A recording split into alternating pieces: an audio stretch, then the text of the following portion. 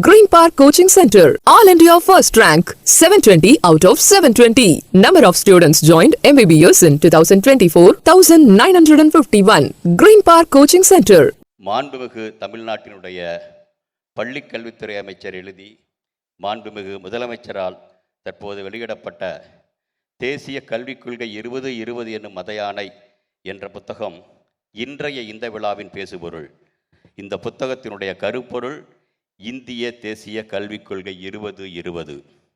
அதை உருவாக்கிய குழுவினுடைய தலைவர் சமீபத்தில் தனது 84வது வயதில் நம்மை விட்டு பிரிந்த டாக்டர் கஸ்தூரி ரங்கன் அவர்கள். இந்திய விண்வெளி ஆடித்துறையில் தலைவராக 9 ஆண்டு காலம் இருந்தவர். நான் அதே துறையில் 36 வருடம் பணிபுரிந்திருக்கிறேன். அதில் 21 வருடங்கள் டாக்டர் ரங்கனுடன் பல சர்வதேச புகழ்பெற்ற விண்வெளி திட்டங்களில் பணிபுரிந்த அனுபவம் உள்ளது.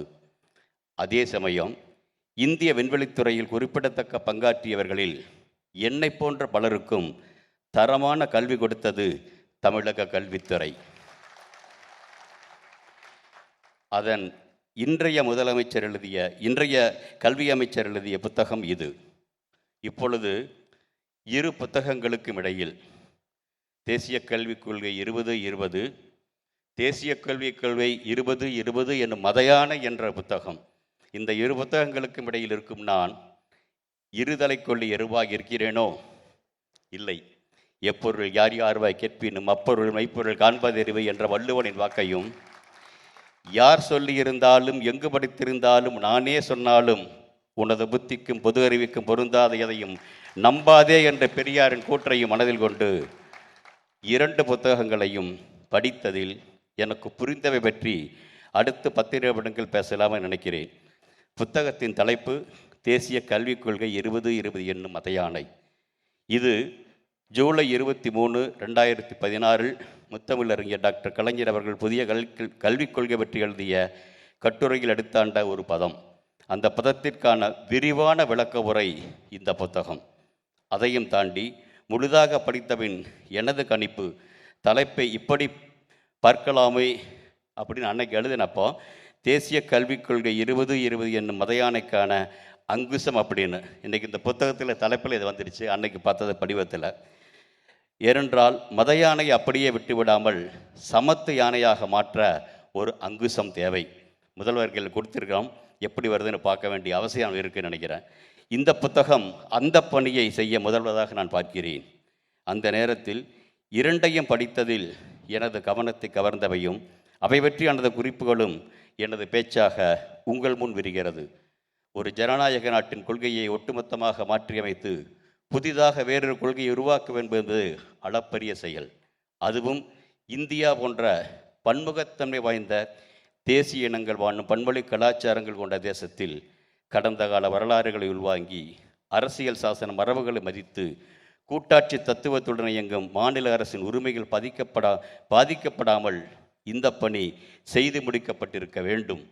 அதற்கு மிக முக்கியமாக அனைத்து தரப்பு மக்களின் பிரதிநிதிகளாக தலைசிறந்த கல்வியாளர்களை கொண்ட ஜனநாயக நீதியான ஒரு குழு அமைக்கப்பட்டிருக்க வேண்டும். அந்த குழு மக்களின் கருத்துக்களுக்கு மதிப்பளித்து மாநில அரசுகளின் உரிமைகளை மதித்து இருதரப்பு கூட்டமைப்பின் மூலமாக வெளிப்படைத்தன்மையுடன் தேசிய கல்வியை உருவாக்க வேண்டும். ஆனால் இவை எதையுமே கல்விக்குழு பொருட்படுத்தவில்லை என்பது நம்முன் புத்தகாசிரியர் எடுத்து வைக்கும் வாதம். படிக்க ஆரம்பிக்கும் பொழுதே நம்மை நிமிர்ந்து உட்கார வைக்கிறது. நேற்றைய வரலாறு தெரியாது போனால் இன்று நடப்பது புரியாமல் போகும். இன்று நடப்பது புரியாமல் போனால் நாளை என்பது நம்பசமில்லை. நாடு சுதந்திரம் அடைந்த பொழுது இருந்த இந்தியாவின் கல்வி நிலை, இப்பொழுது இருக்கும் நிலை, அதில் உள்ள சாதக பாதகங்கள் என எல்லாவற்றையும் முழுதாக ஆய்ந்தபின் இப்போது தேவைகளை புரிந்து கொண்டு கல்விக் கொள்கையை அமைத்திருக்க வேண்டும். அப்படி பார்த்தால் 1947 இந்தியா சுதந்திரம் அடைந்த பொழுது உலக அளவில் இந்தியாவினுடைய GDP என்ற பொருளாதார குறிப்பு செல்வது 3%. இந்த வீழ்ச்சிக்கு மிக மிக முக்கியமான காரணம் இந்தியாவை அடிமைப்படுத்தும் சூழ்ச்சியில் முகிழ்த்த மெஹ்லேவின் கல்விக் கொள்கை. இன்றைய நிலையில் ஒட்டுமொத்த பொருளாதார குறியீட்டில் இந்தியாவின் நிலை உலக அளவில் 4வது இடம் தொட்டு 3வது இடத்தை நோக்கிய முன்னேற்றமாகும். விவசாயம் முதல் விண்வெளி வரை பல பல துறைகளில் ஏர்முனை முதல் போர்முனை வரை ஏற்பட்டுள்ள இந்த முன்னேற்றத்திற்கு முக்கிய காரணம் விடுதலை இந்தியாவில் கல்விக்காக அரசுகள் எடுத்துக்கொண்ட முயற்சியும் அதன் பலனாக 1950 வெறும் 12% இருந்து எழுத படிக்க தெரிந்தவர் விகிதாச்சாரம் 78% உயர்ந்ததும் 0.4% இருந்த உயர்கல்வி செல்வோரின் விகிதாச்சாரம் 28% உயர்ந்ததும் தான். மந்திரத்தில் எந்த மாங்காயம் விழவில்லை. உதாரணத்திற்கு தமிழ்நாட்டில் ஏற்படுத்தப்பட்ட உள்கட்டமைப்பினை பார்த்தால் குடியிருப்புக்கு ஒரு ஆரம்ப கல்வி அமைக்கப்பட்டது. அதேபோல் 3 கிலோமீட்டருக்குள் ஒரு நடுநிலைப்பள்ளியும் 5 கிலோமீட்டருக்குள் உயர்நிலைப்பள்ளி 8 கிலோமீட்டருக்குள் ஒரு மேல்நிலைப்பள்ளி என எதிர்கால திட்டமிடல்களோடு மாநில கல்வி கட்டமைப்பு வரையறுக்கப்பட்டது. இந்த திட்டம்தான் தமிழ்நாட்டின் இன்றைய கல்வி வளர்ச்சிக்கான மாபெரும் அடித்தளம்.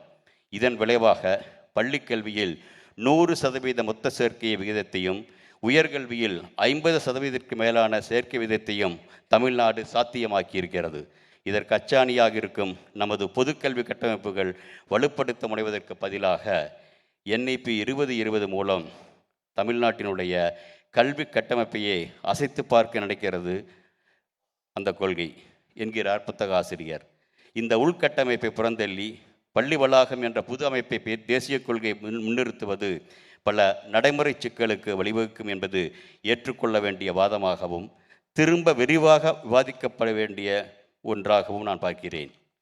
அதே மாதிரி 3 வயது முதல் 16 வயது வரை கட்டாய கல்வி என்ற புதிய தேசிய கல்விக் கொள்கையில் பரிந்துரைப்பதை அமெரிக்கா உட்பட பல முன்னேறிய நாடுகள் இருப்பது போல் 1 முதல் 10 அல்லது 12 வகுப்பு வரை இலவசமான பொது கல்வி என்பதை கொண்டு வந்திருக்க வேண்டும் என்பதும் கவனத்தில் கொள்ள வேண்டிய கருத்துகள்.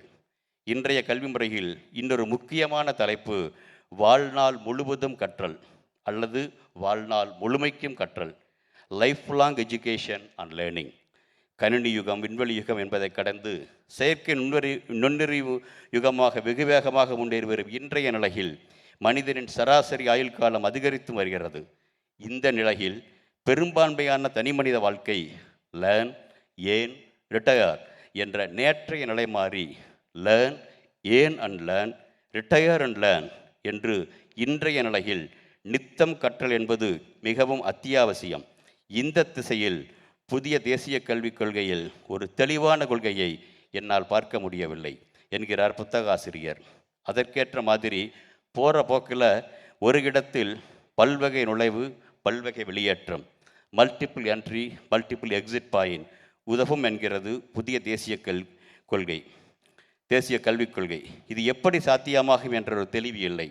இந்த குழப்பத்தின் உச்சகட்டமாக புதிய கல்விக் கொள்கையை எப்படி செயலுறுத்தும், அதாவது இம்ப்ளிமெண்ட் செய்வது என்பதற்கு வெறும் ஒரு பக்கத்தை ஒதுக்கியவர்கள் adult education, life long learning என்று முழுதாக 2 பக்கங்களை ஒதுக்கி வாழ்நாள் முழுதும் கற்றலுக்கான அடுத்த வழியாக சொல்லியிருப்பதை படிக்கும் பொழுது ஆசிரியரின் கோபம் புரிகிறது.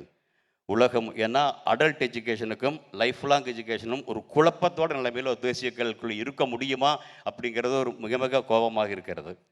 உலகம் முழுவதும் இன்றைய நிலையில் கல்வியில் மிகுந்து ஆராய்ச்சிக்கு உள்ளாகி இருப்பது ஆயுள் முழுவதும் என்ற கற்றல் என்ற கோட்பாடு. அதை இளம் வயதிலேயே கற்றலின் ஒரு அங்கமாக சேர்த்து மனித வாழ்வின் இயல்பான ஒன்றாக நிற்கும் முயற்சியில் கல்வியாளர்கள் இறங்கியுள்ளார்கள்.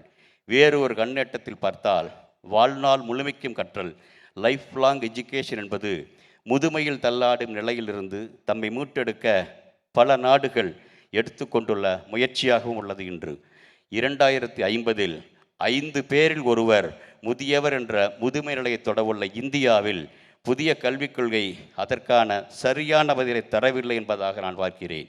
அதற்கான புரிதலே இந்த கொள்கையில் இருப்பதாக தெரியவில்லை என்பது ஆசிரியரின் கோபம். பெண் கல்வி பற்றி அதிகம் பேசப்படவில்லை. இதில் முழுக்க மற்ற மாநிலங்களுக்கு முன்மாதிரியாக ஆணும் பெண்ணும் சரிநிகர் சமானமாக கல்வி பெற பெண்களுக்கென பல சிறப்பு வாய்ப்புகளை கொடுத்திருக்கும் தமிழ்நாட்டை ஒரு சிறந்த மாதிரியாக எடுத்து பார்த்திருக்கலாம், தவறவிட்டு விட்டார்கள். 2025-26 நிதிநிலை அறிக்கையில் பள்ளிக்கல்வித்துறைக்கு 46,766 கோடி நிதியினை தமிழ்நாடு அரசு ஒதுக்கி இருக்கிறது. 2025 ஆண்டுக்கான ஒன்றிய பட்ஜெட்டில் பள்ளிக்கல்வி மற்றும் எழுத்தறிவுக்கென ஒட்டுமொத்த இந்தியாவுக்கும் ஒதுக்கப்பட்ட தொகையே 78,572 கோடி என்பது குறிப்பிடத்தக்கது. இதன் பின்னணியில் தேவையான கூடுதல் நிதி தேசிய கல்வி என்று வரும்பொழுது எங்கிருந்து வரும் என்ற கேள்வி எழுகிறது. ஆனால் உலகத்தரம் வாய்ந்த கல்வி, ஒரே நாடு ஒரே கல்வி என்றெல்லாம் எதுகை தேசிய கொள்கையை வழியாக பேசிக்கொண்டே கல்வியை 100% தனியார் மயமாக்க முயற்சிக்கிறதோ அப்படிங்கிற சந்தேகம் எழுகிறது. ஏற்கனவே இந்திய கல்வி முறையின் தனியார் மயம் என்பது பள்ளிகள் தொடங்கி பல்கலைக்கழகம் வரை 2014 ஆண்டில் 17% இருந்தது. இப்பொழுது 46% அதிகரித்திருக்கிறது என்ற புத்தக ஆசிரியரின் கூற்று நம் கவனத்திற்கு வருகிறது. ஒருவேளை கல்வியை முழுமையாக அல்லது மிக பெரும்பான்மையாக தனியார் மயமாக்குவதன் மூலம் அந்த பற்றாக்குறையான நிதி ஈடுகட்டப்படுமோ என்ற சந்தேகம் வருவதை தவிர்க்க இயலாது. வேறு ஒரு இடத்தில் புத்தகாசிரியர் இப்படி சொல்கிறார்: குழந்தைகளின் 3 வயதில் பள்ளிக்கல்விக்கு முற்பட்ட கல்வியை ஆரம்பிக்க செல்வது 2 வயதில் கல்வி, 16 வயதில் இராணுவம் என்ற முசோலினுடைய அரங்குகளுடன் ஒப்பிட்டு செல்லும் பொழுது திகிலுடன் நாம் சிந்திக்க வைக்க இடமாக பார்க்கிறேன். உயர்கல்வி மற்றும் தொழிற்கல்வி ஆகியவற்றில் மொத்த சேர்க்கை விகிதம் 2018 ஆண்டு இந்திய அளவில் 26.3% இருக்கிறது. இதனை 2035 ஆண்டுக்குள் 50% உயர்த்துவதே தங்களின் நோக்கம் என தேசிய கல்விக் கொள்கை தெரிவிக்கிறது. இதற்கு நேர்மாறாக தமிழ்நாடு கடந்த 15 ஆண்டுகளுக்கு முன்பே இந்த இலக்கினை கடந்துவிட்டது. கல்வி அமைச்சகத்தின் உயர்தர கல்வித்துறை வெளியிட்ட அகில இந்திய உயர்கல்வி ஆய்வு 2021-22 அறிக்கையில் இதற்கான சான்றினை வழங்கியுள்ளது. தமிழ்நாட்டில் 18 முதல் 23 வயதுடைய மாணவர்கள் ஏறத்தாழ 33.9 லட்சம் பேர் உயர்கல்வியில் சேர்கிறார்கள். மக்கள் தொகை அடிப்படையில் 51.4% இளைஞர்கள் பள்ளிக்கல்வி முடித்து உயர்கல்வி கற்கிறார்கள். தற்பொழுது தமிழ்நாடு அரசு எடுத்து வரும் முயற்சிகளால் இந்த சதவீதம் மேலும் அதிகரித்து வருகிறது. பெண்கள் அதிக அளவில் உயர்கல்வியில் சேர்வதிலும் தமிழ்நாடு முன்னணி மாநிலமாக விளங்குகிறது. உலக அளவில் பல நாடுகள் தங்களின் மொத்த சேர்க்கை விகிதத்தை 50% உயர்த்துவதில் வெற்றி பெற்றுள்ளன. தமிழ்நாடு அந்த இலக்கை விரைவாக எட்டும் திசையில் முன்னேறுகிறது. ஆனால் தமிழ்நாட்டை பின்னுக்கு இழுக்கும் விதமாக தேசிய கல்விக் கொள்கையினுடைய கூறுகள் இருக்கின்றனவோ என்பது ஆசிரியரினுடைய வாதம். தமிழ்நாட்டின் அடுத்த தலைமுறையின் மீது உண்மையான அக்கறையுள்ள யாராலும் புறந்தள்ளப்பட முடியாத வாதம். நாடெங்கிலும் சுமார் 10 லட்சம் ஆசிரியர் பணியிடங்கள் காலியாக இருப்பதாக சில தரவுகள் சுட்டிக்காட்டும் நிலையில் அந்த பணியிடங்கள் நிரப்புவது பற்றி NIP எதுவும் குறிப்பிடப்படவில்லை. அதற்கு பதிலாக தன்னார்வலர்கள், இசை ஆசிரியர்கள், சமூக ஊழியர்கள், ஓய்வு பெற்ற ஆசிரியர்கள், இராணுவ அதிகாரிகள், அருகிலுள்ள பள்ளிகளிலிருந்து மிகச்சிறந்த மாணவர்கள் மற்றும் பட்டதாரி தன்னார்வலர்கள் என பலரை பயிற்சியாளராக தேர்வு செய்ய பரிந்துரைக்கிறது. இவர்கள் ஒருபுறம் ஊதியமின்றி சேவை செய்வார்கள் என்று கூறுகிறது, இன்னொருபுறம் ஊக்கத்தொகை வழங்கலாம் என்ற பரிந்துரையும் இருக்கிறது. இந்த குழப்பம் மருத்துவ பயிற்சி இல்லாதவர்களில் மருத்துவ பணி போல் அரைகுறை கல்விக்கு ஒரு வழிவகுக்குமோ என்ற கேள்வி எழுவதை தவிர்க்க இயலாது. நிறைய சொல்லிட்டே போகலாம், நேரம் பத்தில் நினைக்கிறேன், அதனால் முடிவுக்கு வர்றேன். மொழிபெயர்ப்பை பற்றி மிக விரிவாக பேசுகிறது NIP. சமஸ்கிருதம் 23 இடத்துல சொல்லி தமிழை 2 இடத்துல போகிற வாக்கில் சொல்லிட்டுறாங்க. எங்கிருந்து எங்கே மொழிபெயர்க்க போகிறாங்க அப்படிங்கிற ஒரு உயர்வு தெரியலை. இந்த வகையில் தேசிய கல்விக் கொள்கை ஆங்கிலத்தில் ஒரு மாதிரியும் தமிழில் அங்கேயே மொழிபெயர்த்தது தமிழில் வேறு மாதிரியும் இருப்பதை அங்கங்கே காண முடிகிறது. மோசமான மொழிபெயர்ப்பை தாண்டி சில கண்ணாமூச்சி ஆட்டங்களையும் காண முடிகிறது. ஒரு இடத்துல சொல்கிறேன், உதாரணத்துக்கு ஆங்கிலத்தில் 26.5 செக்ஷன் வருது. Mechanism of performance funding to states, higher education institutions may be devised அப்படிங்கிறாங்க. Mechanism of performance based funding to states and higher education institutions may be devised. அப்படியே தமிழில் மொழிபெயர்த்தா வர அர்த்தம் வேற, மொழிபெயர்க்கப்பட்ட நிலைமை வேற. உயர்கல்வி நிலையங்களுக்கும் செயல் நிகழ்ச்சி அடிப்படையில் நிதி வழங்கும் செயலிக்கும் திட்டமிடப்படலாம். மாநிலங்கள் எங்கே போச்சுன்னு தெரியலை. மாநிலங்கள் என்ற வார்த்தை இல்லாமல் தமிழ் மொழி பெயர்ப்பில் எடுக்கப்பட்டதன் மர்மம் புரியவில்லை. அதையும் தாண்டி ஊக்கத்தொகை கொடுக்கப்படும் என்று வைத்துக்கொண்டால் கூட இந்த இடத்தில் ஜிஎஸ்டி அனுபவத்தின்படி பார்த்தால் முன்னேறிய மாநிலங்களுக்கு கிடைக்கும் கல்விக்கான நிதி பங்கீடு எப்படி இருக்கும்? ஜிஎஸ்டி போல இருக்குமா, இறங்குமுகமாக இருக்குமா? அதாவது கல்வி குறியீட்டில் சிறப்பாக உள்ள மாநிலங்களின் மற்றும் உயர்கல்வி நிலையங்களின் பங்கு குறைவாகி விடுமோ என்ற சந்தேகம் உருவாவதை தடுக்க முடியவில்லை. அதே போல அந்தந்த மாநிலங்கள் அவரவர்களுக்கே அவரவர் மொழிகளிலேயே பாடப்புத்தகங்கள் தயாரிக்கும் இன்றைய முறையை விடுத்து இந்தியா முழுமைக்குமான பாடப்புத்தகங்கள் உருவாக்கப்பட்டு பின் மாநில மொழிகளில் முயற்சிக்கப்பட்ட புத்தகமாக பாடப்புத்தகங்கள் வந்தால் எப்படி இருக்கும் என்று தெரியவில்லை. புதிய தேசிய கல்விக் கொள்கை பற்றி விமர்சிக்கும் அதே சமயம் இன்றும் தமிழ்நாட்டில் கல்வித்துறைகள் நடைமுறைக்கு கொண்டு வந்து செயல்படுத்தியுள்ள 67 திட்டங்களை புத்தகம் பெருமையுடன் விவரிக்கிறது. இப்படி சொல்லிக்கொண்டே போகலாம். மொத்தத்தில் பல பில்லியன் டாலர்கள் செலவில் அமெரிக்கா மற்றும் சோவியத் யூனியன் நாடுகளால் நடத்தப்பட்ட நிலவு பயணங்களினுடைய ஆராய்ச்சி முடிவுகளின் தவறை சுட்டிக்காட்டியது குறைந்த செலவில் அனுப்பிய நமது சந்திரயான். அதே மாதிரி ஒப்பிட்டு பார்த்தால் பல கோடி செலவில் உருவானது புதிய தேசிய கல்விக் கொள்கை 2020. இன்று வெளியான இந்த புத்தகம் புத்தகாசிரியரே சொன்னபடி ஒரு தனி மனிதனாக திரு அன்பில் மகேஷ் பொய்யாமொழி என்ற இளைஞர் எழுதியது. புதிய கல்விக் கொள்கையில் உள்ள குறை நிறைகளை சுட்டிக்காட்டி இப்பொழுது உலக நாடுகள் பின்பற்றுவது நமது சந்திரயான் திட்டம்தான். அதே மாதிரி மற்ற மாநிலங்களும் இந்த புத்தகம் சரி என்று சொல்லி இதை திரும்ப பரிசீலிக்கும் நிலை விரைவில் உருவாகட்டும். உலக நாடுகளின் நிலவு பயணம் சந்திரயான் கண்டுபிடிப்பில் ஆமோதித்து மாற்று வழிகளில் முன்னெடுத்து வைக்கப்படுகிறது.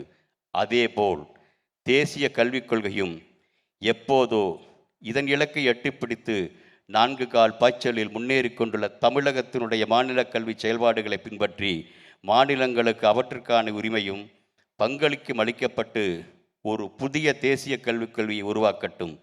அதை உலகமே திரும்பி பார்க்கட்டும். அந்த விருட்சத்திற்கான விதையாக ஒரு வரலாற்று நிகழ்வாக இந்த விழா உருவாகட்டும். நன்றி, வணக்கம். நல்லதே நடக்கட்டும். Green Park Coaching Center, All India First Rank, 720 out of 720.